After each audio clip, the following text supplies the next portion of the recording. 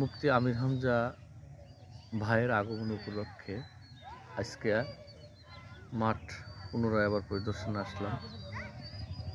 ভাই, আপনি যে সোনাহারা থেকে আসছেন, আপনার অনুভূতিটা জানেন? আসসালামু আলাইকুম। আমি মুফতি আমির হামজার অনেক বড় একজন ফ্যান এবং আমাদের গ্রাম থেকে ইনশাল্লাহ আশা করি যে 1500-2000 লোক আসবে এবং সবাই আমার এক গ্রাম থেকে আসবে। আর আমার গ্রামের লোক ওনাকে একদম মানে কতটা ভালোবাসে আসলে মানুষকে এটা বোঝানো অসম্ভব।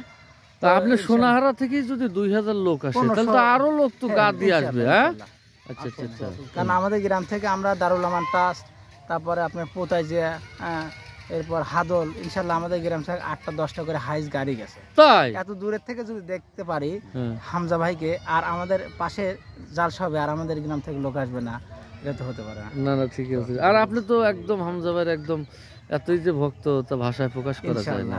এটা আমার ভাই অবশ্যই এটা দেখতে পারবে ইনশাআল্লাহ। আচ্ছা আচ্ছা আচ্ছা আচ্ছা। তো তাতে মোটামুটি আমাদের কাজকর্ম কি দেখলেন এই মাঠে এসে?